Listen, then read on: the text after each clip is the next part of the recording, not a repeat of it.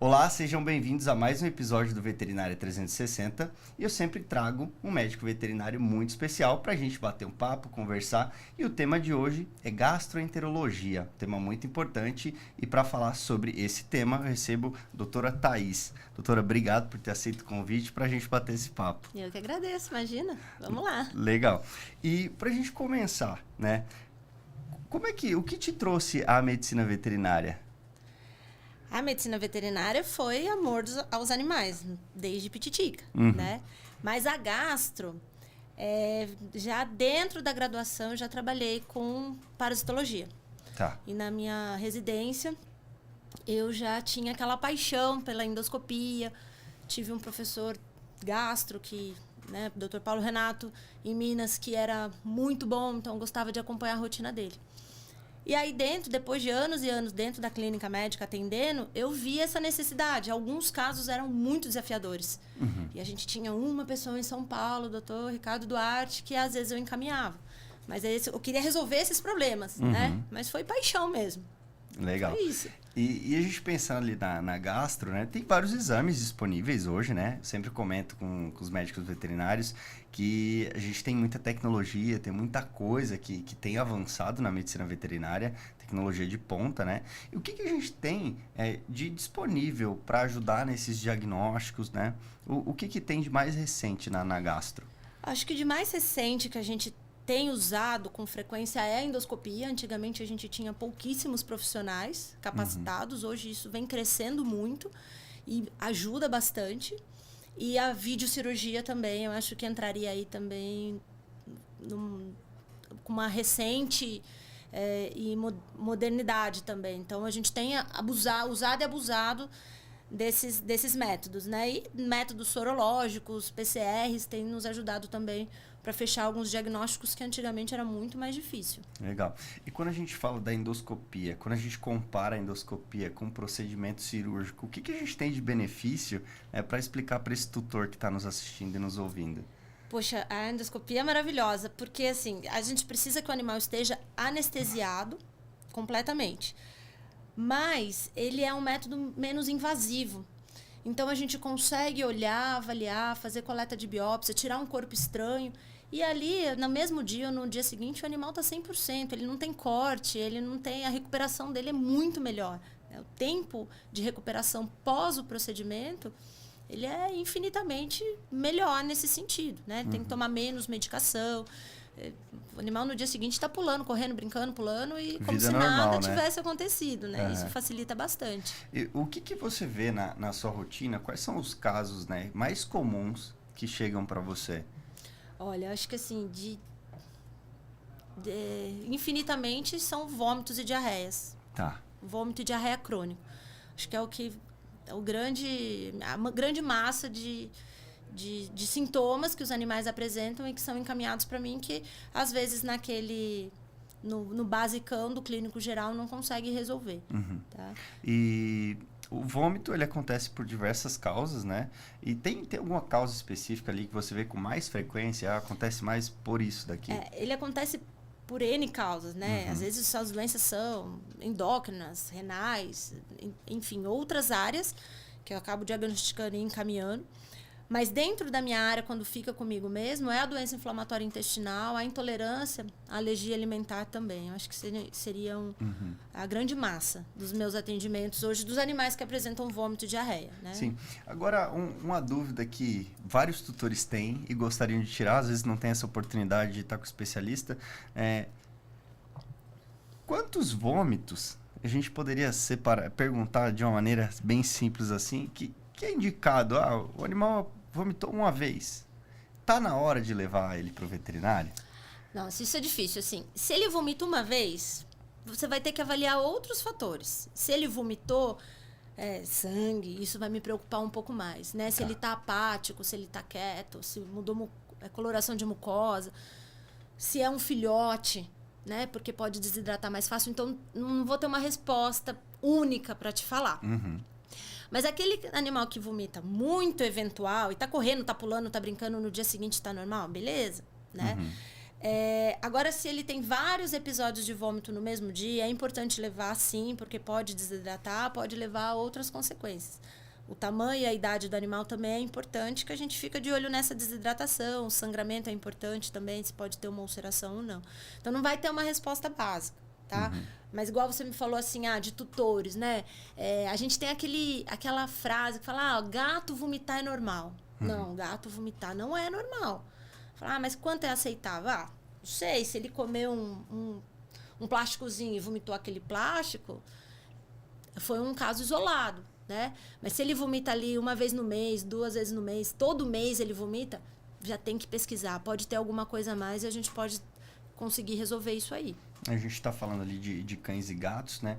Tem raças específicas, né? Que já tem problemas ali característicos daquela raça, daquela idade? A gente tem várias raças com doenças que são muito mais acometidas naquelas raças, que são raças predispostas, tá? Então, o Chow, ele pode ter problema com absorção de B12, Doberman pode ter hepatopatia por acúmulo de cobre, o Border Collie eu tenho visto muito com insuficiência pancreática exócrina, tem uma relação muito grande. Pastores alemães também, insuficiência pancreática exócrina. A doença inflamatória intestinal, ela vai ter raças que são mais acometidas. Então, em literatura, a gente vê York, vê Rottweiler, mas na prática eu vejo que o Shih Tzu e os Spitz, em grande maioria, pode ter também. Os braxcefálicos, né, os bulldogs, os boxers, pode ter também doença inflamatória intestinal, colite ulcerativa. Então, a gente tem algumas doenças que são mais características de umas raças e algumas raças que têm muito mais predisposição a problemas gastrointestinais. Em gatos mais difíceis, né? Porque eu acho que a grande maioria são SRD mesmo. Acho que é menos, né? Nos persas e nos siameses são, acho que menos. Mas tem bastante doenças específicas de cada... muito mais acometidos naquelas raças, com certeza. Sim. É um número significativo de animais com problemas de alergia mesmo ao alimento? A gente vê de entropatias crônicas aí, a gente tem literatura que em torno de 70%, 70% a 80% responde com a troca da alimentação. É muito. Então, é um volume muito grande. E qual que é a alergia, assim, que se a gente colocasse no top 3 ali, o que seria o mais comum? O frango, ele costuma ser um grande vilão, tá? O que eu costumo ver é que a maioria dos animais intolerantes ou alérgicos são a proteína do frango. Por quê? Tem um significado? Não sei. Eu acho, tá? Não tem literatura para isso, mas é por ser a proteína muito mais ofertada. A maioria dos cães, quando come alguma coisa em casa, é franguinho ou carninha. Se você for ver nas rações comerciais, a maioria tem frango na composição. Então, se a maioria come frango, a gente tiver alguns animais alérgicos, eu acredito que pode ser por isso a gente vai achar um volume maior. Mas o frango é um grande vilão.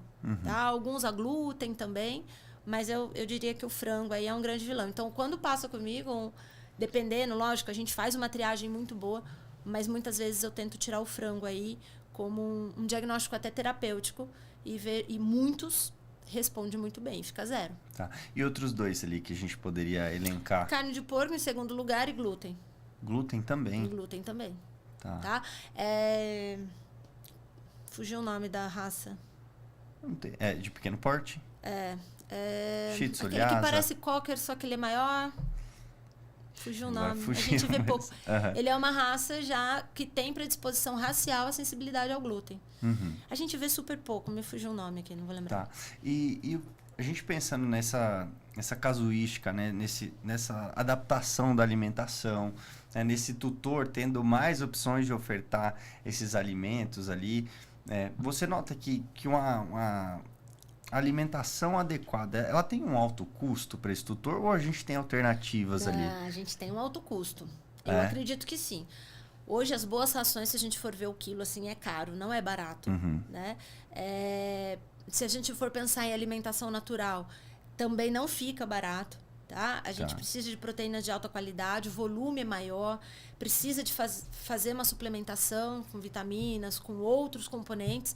Então, não é uma coisa que fica barata. Assim. A gente tem rações que são boas, não são ruins, com menor custo. Uhum. Tá ok para aquele paciente que tá tudo bem com ele. Mas quando a gente precisa de um pouco mais, se ele já tiver uma sensibilidade maior,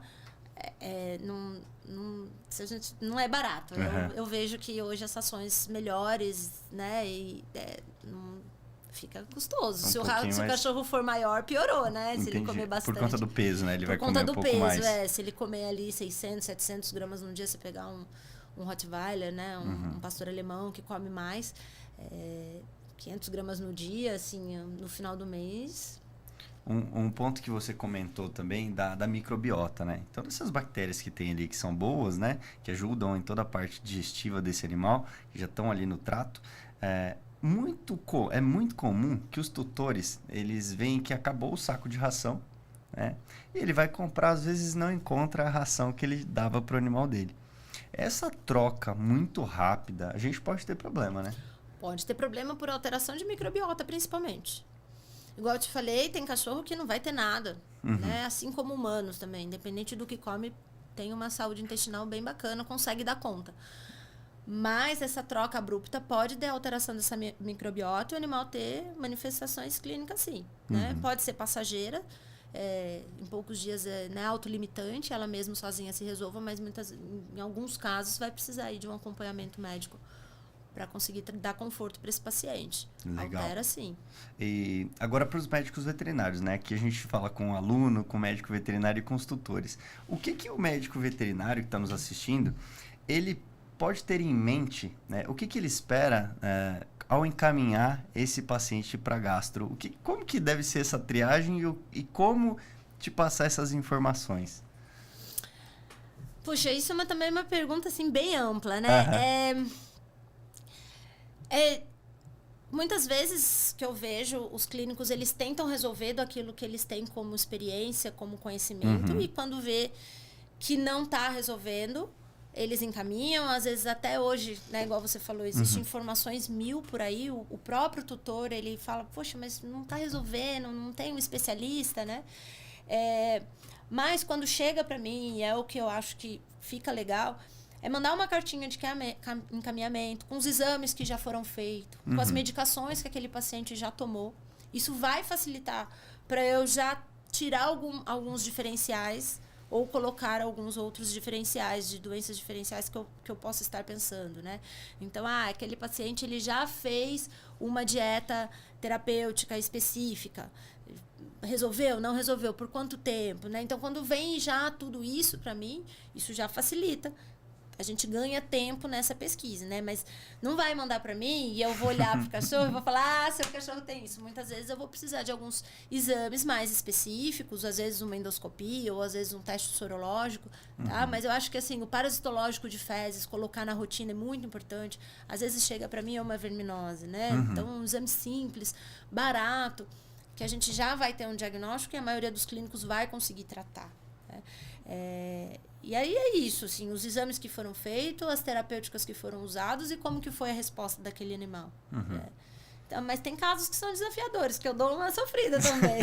Faz parte, né? Faz parte, não tem... faz parte da nossa trajetória, né? Sempre buscar o conhecimento. E esses casos desafiadores é o que nos deixa cada vez mais curiosos ali. Foi o que me buscou a gastro, né? Esses casos que lá atrás eu não conseguia resolver, hoje a maioria das vezes a gente já consegue entender o que faltou, né? Legal. E agora a gente trazendo um pouco da giardia. A giardia ela é uma doença importante, né, na rotina, é muito comum na nossa rotina clínica e nem sempre a gente vai ter os sintomas clássicos. Nem sempre. Né? Quais são os principais sintomas? Às vezes o tutor está em casa, viu o animal ali, opa, aqui não tá legal. O que é a giardia, para o pessoal entender? A giardia é um protozoário, ela vai estar no ambiente, o animal vai... A ingestão desse protozoário é um método de contaminação, então ele pode estar na água, no alimento, no chão, né? Então eles vão em parques, em praças, pisa, lambe a patinha, e aí a gente pode ter a contaminação. Alguns são assintomáticos, alguns cães têm, então às vezes numa casa onde você tem mais de um animal, um tem sintomas muito importantes, o outro pode não apresentar nada, mas sempre que a gente for tratar, tem que tratar todos esses animais da casa. Na grande maioria das vezes, ele vai ter um sintoma que a gente fala de colite, uma diarreia de cólon. São diarreias em pequenos volumes, com sangue, com a presença de sangue, com a presença de muco, né? Que é aquela, parece uma clara de ovo, de pouquinho em pouquinho. Pode ter vômito, aquele animal pode ficar mais apático, sem querer comer naquele dia. Mas geralmente um sintoma de colite é o mais comum, né? Aquela geleinha ali com um pouquinho de sangue. E ela pode ir embora e voltar, embora e voltar. O grande problema é que alguns colegas às vezes olham aquelas diarreias e falam assim, é diarreia de giardia. Não, é uma diarreia de colite. A colite, além da giardia, a gente pode ter outras causas para ter aquele mesmo sintoma, né? Aquela mesma manifestação ali. Então, a giardia é muito comum. Hoje em dia eu tenho um encaminhamento de giardia, porque o tratamento está cada vez mais chato de giardia. Então, o pessoal às vezes trata no beabá 2 vezes, continua dando positivo no parasitológico. E aí acaba encaminhando, assim. A giardia é uma pedra no sapato, não é tão simples, não. E qual o método preventivo que a gente pode ter? Pode falar para esses tutores que têm esses animais em casa e às vezes vê o animal ali doente, mais amuado, mais quietinho. Qual que seria o método preventivo ali? O que a gente pode fazer? De giardia ele é difícil, assim. Eu brinco com meus tutores que pra gente prevenir mesmo tinha que pôr eles numa bolha. Não tem... Porque eu sou a favor do cachorro passear, brincar, correr e tudo mais. E esses locais, muitas vezes, eles estão contaminados. Para a gente conseguir eliminar a giardia dentro de um apartamento é difícil. Se eliminar de uma praça, onde tem uma população muito maior de animais, vai ser muito pouco provável. Então, é difícil. O que a gente recomenda é limpar as patas após o passeio, água sempre filtrada, né? E a esses animais que frequentam praças, creches, o ideal é que seja feito parasitológicos com frequência, para quando pegar, tentar tratar no início. E que quando tiver positivo, por um respeito aos outros cães, que evite levá-los na creche para contaminar um ambiente ali, né? Até em parque e tudo mais. O ideal é que a gente tire um pouco ele desses ambientes para ele não manter aquele protozoário ativo ali naquele local. Mas a gente sabe que é difícil. A gente acabou esquecendo de falar também que é uma zoonose, né? É uma doença transmitida dos animais para os seres humanos. Mas hoje em dia tem uns estudos que falam que que não é a mesma giardia. Existe uma briga aí, umas controvérsias. Científica mesmo, né? Que se é a mesma giardia dos cães e do humano ou não. Tá? De qualquer maneira, eu falo que o cuidado tem que ser muito maior onde a gente tem crianças, né? Sim. Que anda com a mãozinha no chão e põe na boca. E aí fica Por essa contato, briga científica aí, a gente não sabe. É Exato. bom cuidar, né? De todo mundo. Exato. Então, em alguns casos, né, alguns tratamentos também, a gente pode acabar utilizando o antibiótico, certo? Na rotina. Não. Mas Não. isso que eu ia te perguntar. Se pode ou não, no tratamento de Da giardia. giardia, não. Existe uma medicação, né, que ainda é muito usada para tratamento de giardia, que tem 2 antibióticos na composição. Hoje, igual a gente falou um pouquinho da desbiose, o que mais a gente tem estudado é sobre desbiose, tá?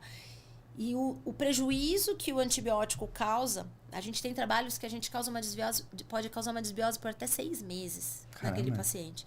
Então, existem medicações específicas, vermífugos específicos para giardia, que é mais eficaz do que o antibiótico. Então, a gente tenta não associar e até não usar o antibiótico para giardia, porque a gente tem medicações que vai ter menos problema, menos efeito colateral e com melhor eficácia, tá? Mas na giardia, assim, acho que 50% do tratamento é a eliminação do ambiente, porque ele se autocontamina. Se a gente tiver giardia na casa, igual eu falei, ele defecou ali, ficou aquele protozoário no bumbumzinho dele, ele senta, daqui a pouco ele pisa, daqui a pouco ele lambe a pata, a giardia continua. Então, hoje, os animais, eles são filhos, né? Sim. Então, eles dormem na cama, eles sobem no sofá. E a gente tem que eliminar a giardia da casa inteira, senão ele vai se reinfestar. E tem algum produto específico, algum desinfetante que a gente pode usar no ambiente? Os desinfetantes à base de amônia quaternária são os indicados para eliminação de giardia no ambiente, tá? Fala-se que o ideal é que não tenha matéria orgânica. Então, você tem que limpar muito, ideal até água e sabão, tudo. E aí, o que eu recomendo, assim, é tudo que o animal encosta a boca ou o pé, tem que ser limpo com amônia quaternária. Então, é chão, é tapete, se houver, um potinho de água, brinquedos. Tudo que ele teve contato ali, sofá, tudo que ele teve contato.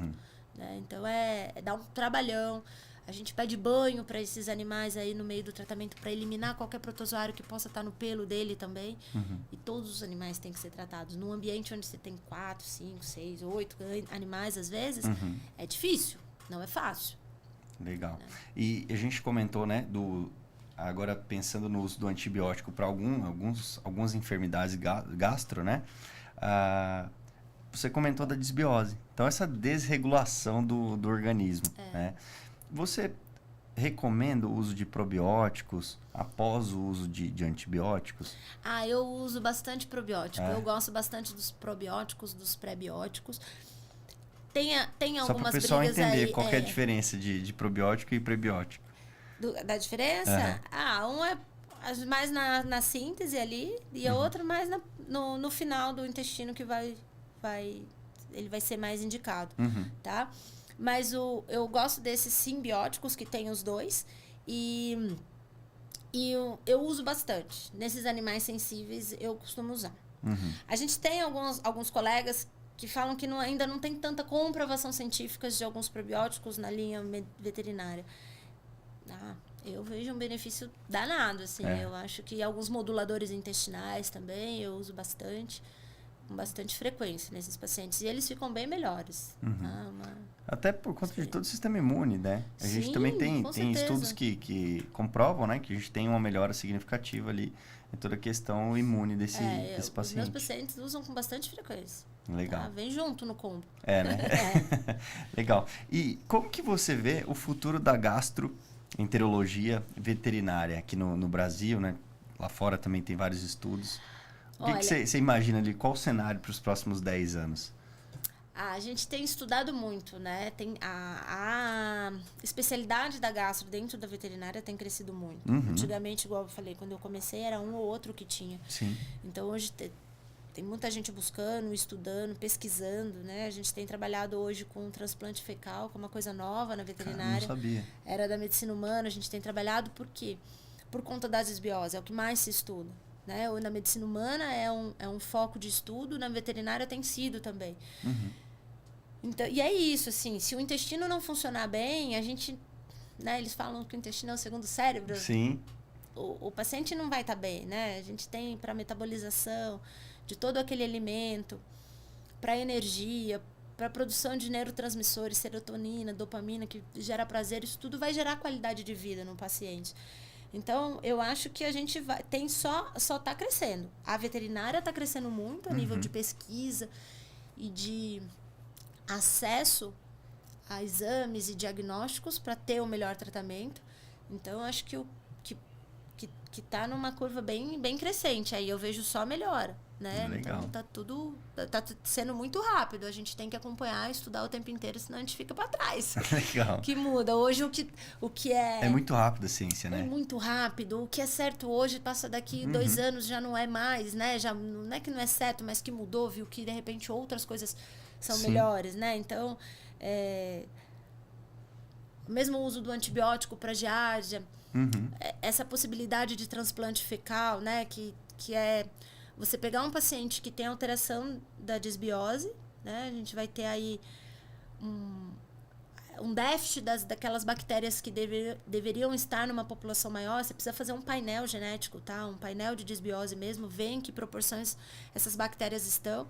Aí pega-se uma fezes de um paciente saudável que tem, né? Basicamente é isso. Ele vai ter que ter aquilo que falta no outro e você pode fazer esse transplante de fecal mesmo e você vê melhora no paciente. Cara, né? que interessante isso, né? Bem interessante. Isso e é a novo ciência está sempre disponível para o aprendizado, né? Aprendizado. Eu sempre falo que, como a gente comentou, hoje pode ser a verdade é essa, daqui a pouco a gente tem outra conduta, então é muito rápido. E como a gente tem áreas muito diferentes, né, dentro da medicina veterinária... Você não consegue acompanhar tudo. Exatamente. Né? Não consegue. Assim, se for ver o que eu aprendi na graduação, de nefro, de cardio, de dermato, quando eu converso com meus colegas hoje, muita coisa mudou, né? Muita coisa mudou, sim.